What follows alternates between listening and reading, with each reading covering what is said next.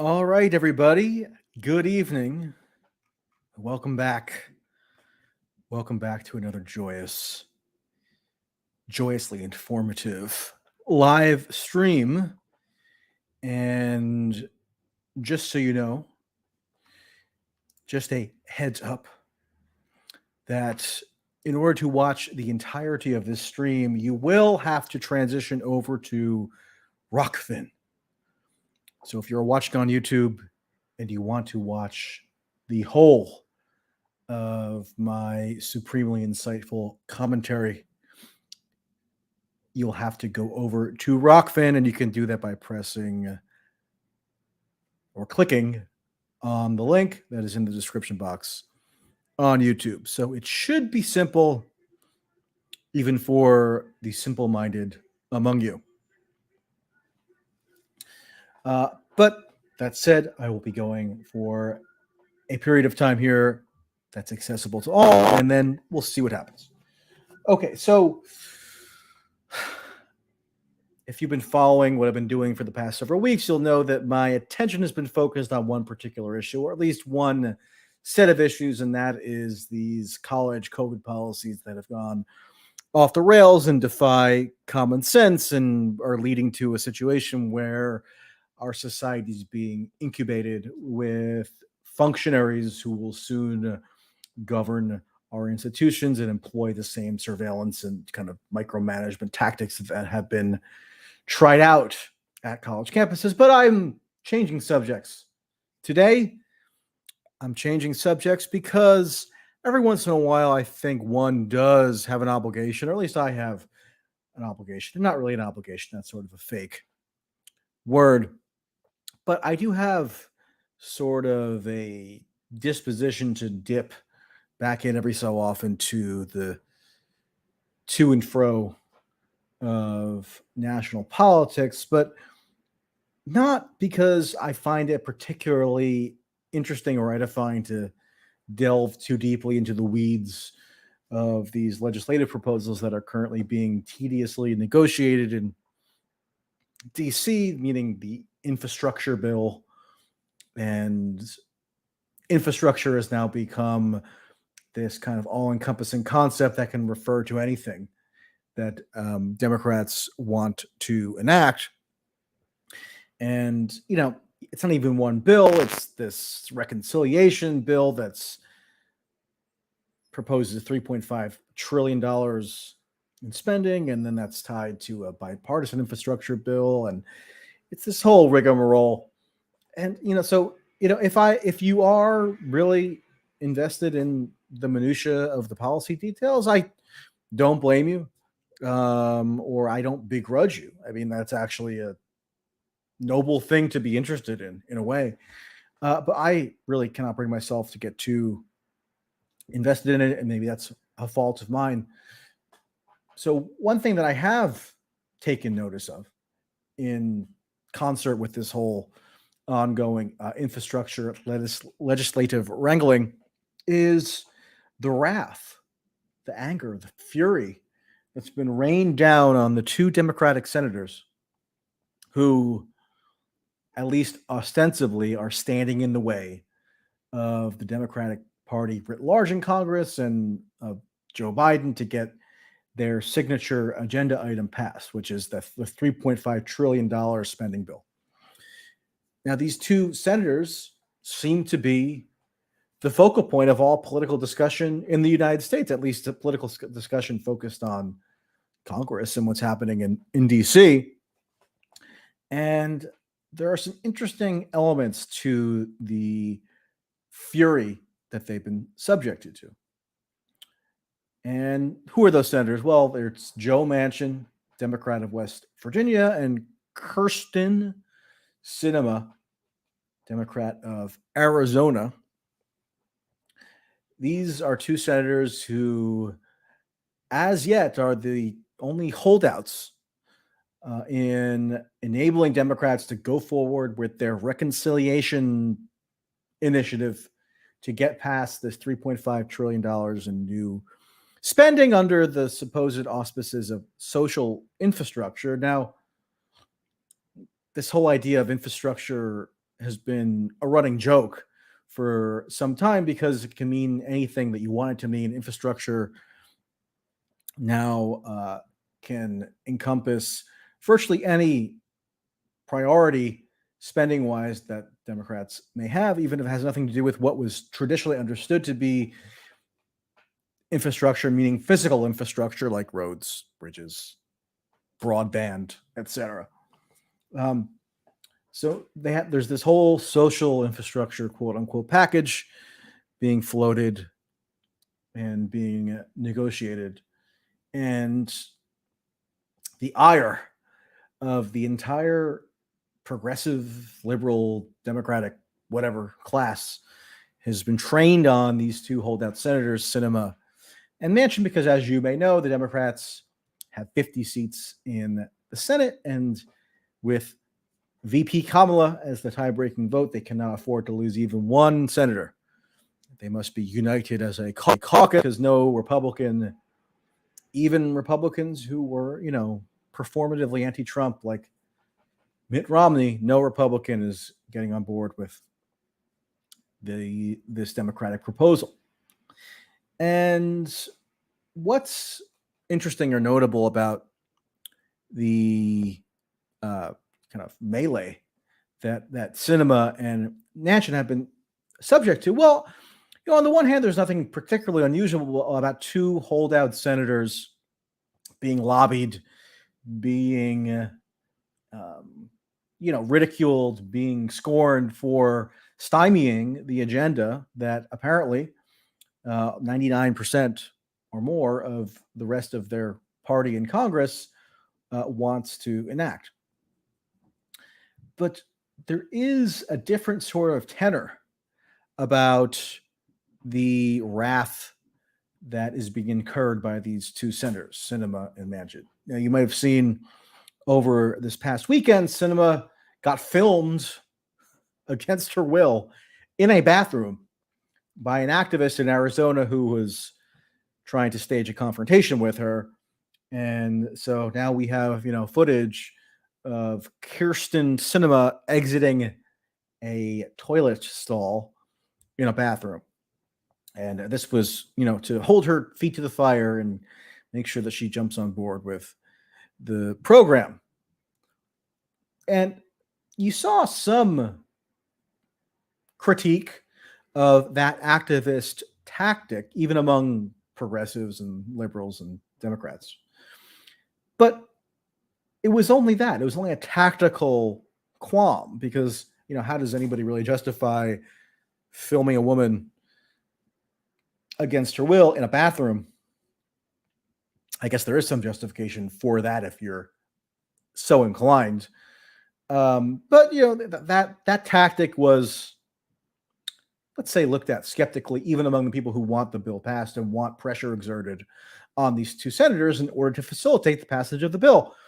But even the criticisms of that tactic against Sinema, even those were almost universally predicated on the idea that we want the bill passed, and this is only bad because it might be counterproductive in our efforts to get the bill passed. And I'm talking about criticisms coming from the media, coming from just mainstream commentary, mainstream press coverage. Sinema and Manchin have been deluged with a tsunami of negative press coverage, even from outlets that you wouldn't ordinarily associate with outright partisan legislative advocacy. So, just to give one example that might seem a bit frivolous, but I actually think is actually somewhat instructive in terms of this shift in the U.S. media landscape.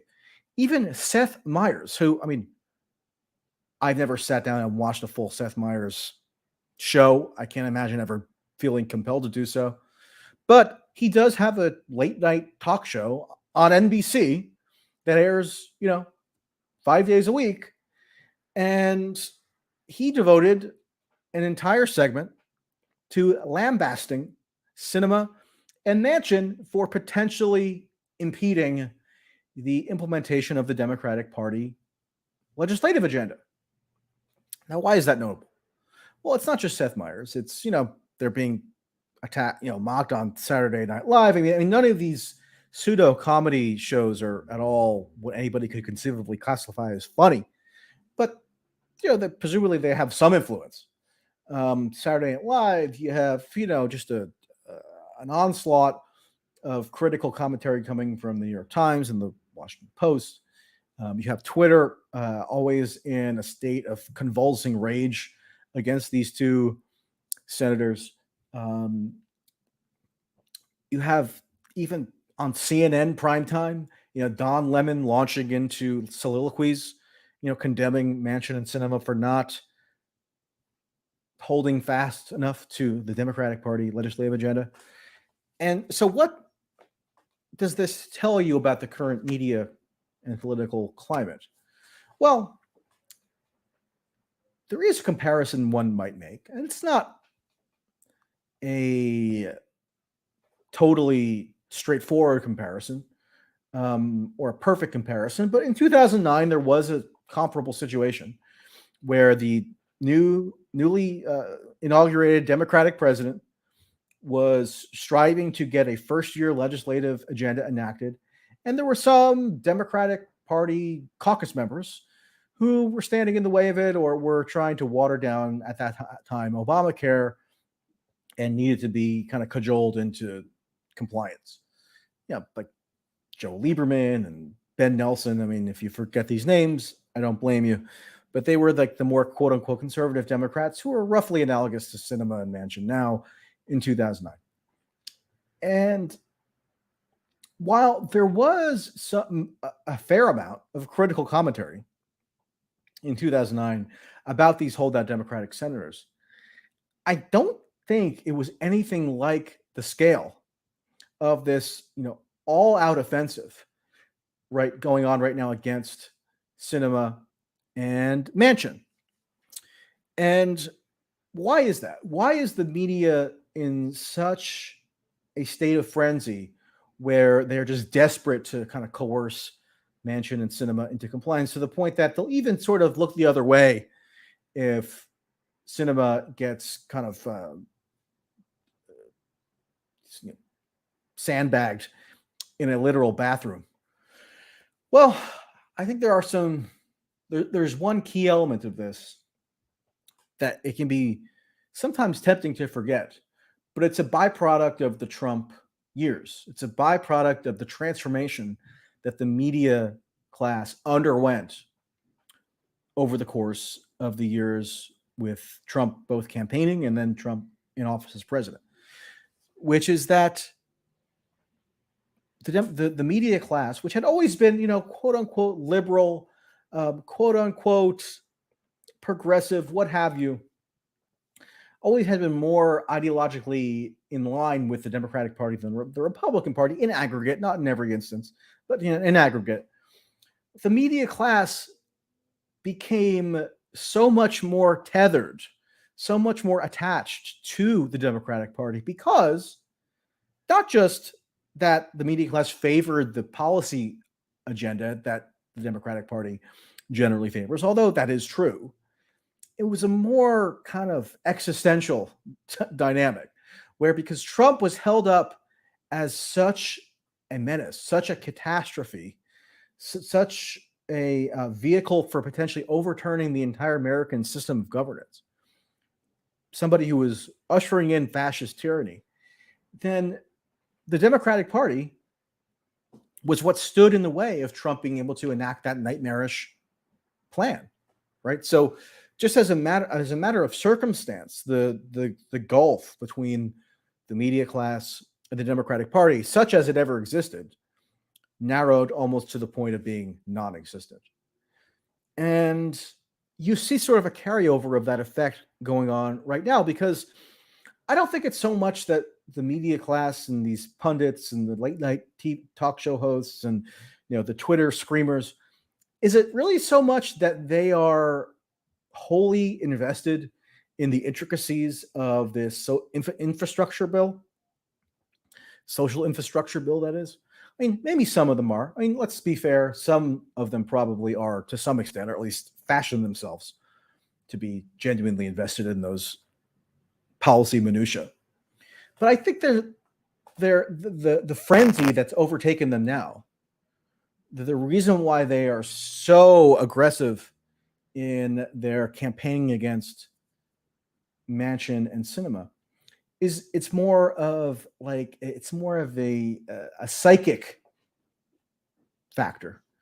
The factor is that if the Democratic Party loses political strength, and they don't need to lose much strength to relinquish control of either the House or the Senate.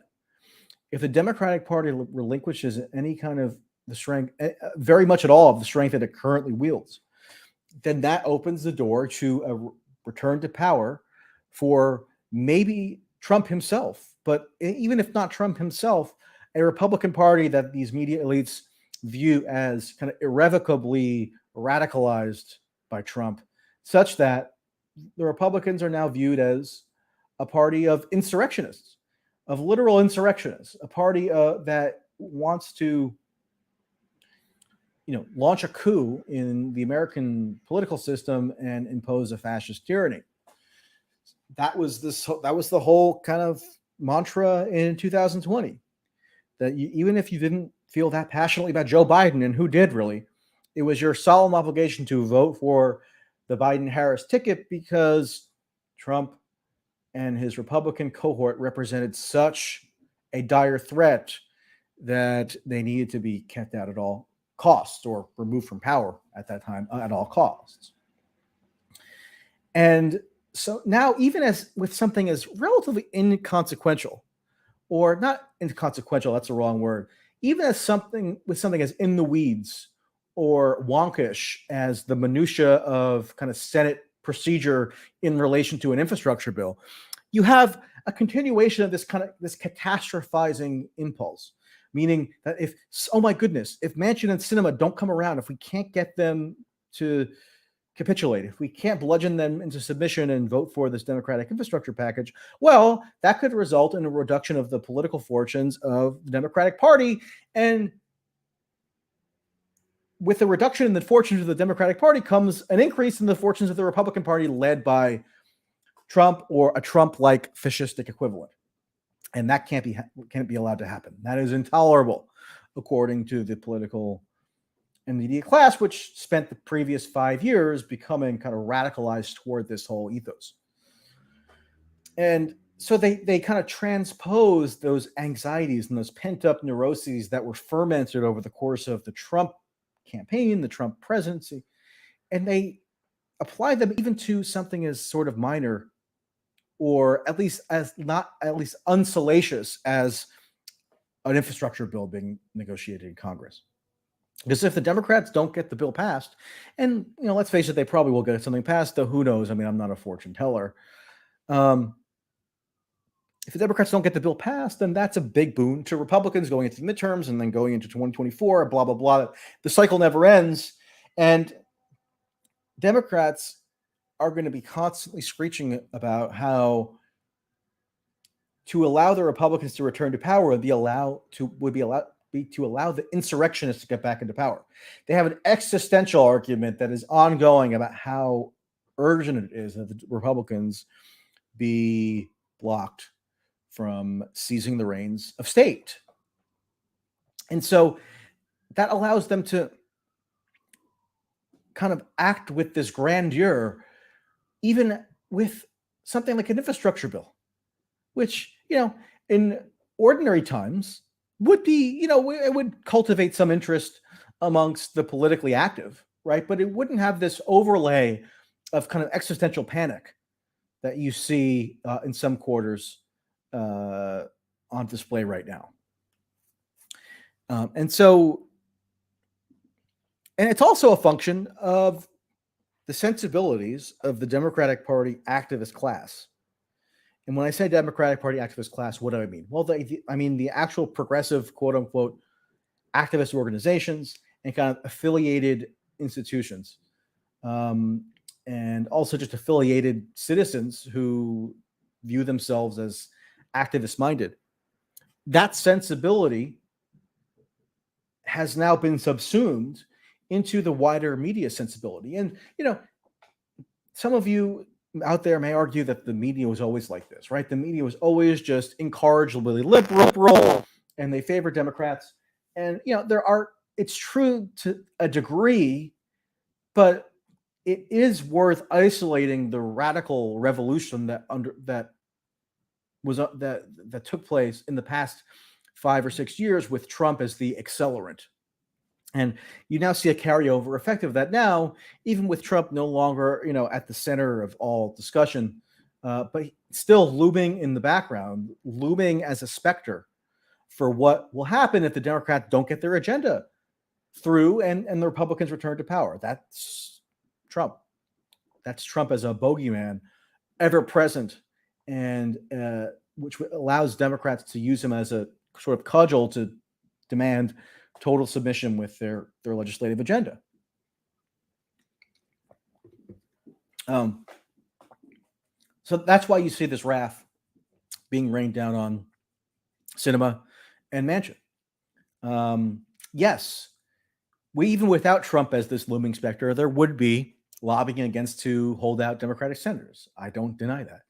But there is a certain tenor about this current lobbying effort against these two holdout senators that is reminiscent of the kind of existential panic that Democrats were in the throes of over the course of the Trump experience, in which they are now kind of leveraging to ensure that they get their agenda through, even if that agenda doesn't even make sense. I mean, why? And I mentioned this in my Substack article, which is linked in the description box, and which you should read, of course. But in this social infrastructure bill, which, there's some agenda items that are reasonable enough, and you think that they could be debated out in the open and maybe passed or not. But, stuff like universal pre-K, that's a reasonable policy item. But why isn't its reasonability being debated on its own terms? Like, why can't we have a specific debate about whether universal, federally funded pre-kindergarten is a desirable policy goal? Instead, that gets sort of just engulfed into this one all-consuming infrastructure bill, right alongside stuff like creating a legal status for, illegal or undocumented immigrants, right alongside stuff like funding research into how climate change affects pregnant mothers and all these other kinds of, this whole other grab bag of items. That stuff is not really getting debated on its own terms because it's all getting subsumed again into this one legislative item, which is how legislating gets done nowadays. I mean, you have these mammoth catch-all bills that consume the entirety of the legislative process, and it forecloses the ability of individual legislators to really have that much of an impact on their own. Justin Amash, the former congressman who was a Republican and then became an independent and was a staunch Trump critic, to what you can't not say about him is that he doesn't have. Let me rephrase. You can't argue that Justin Amash has not at least demonstrated the capacity for independent thought, and he's applied some of his independent thought to this whole nature of how Congress operates nowadays. And what happens is you have the congressional leadership in the Senate and House. Basically, they impose these centralized schemes, legislative schemes, on their whole caucuses, and it restricts greatly the ability of individual legislators to come up with their own agenda items and then debate them and audit the proposals and flesh things out and have a normal kind of open process. Instead, it's all about rule by decree.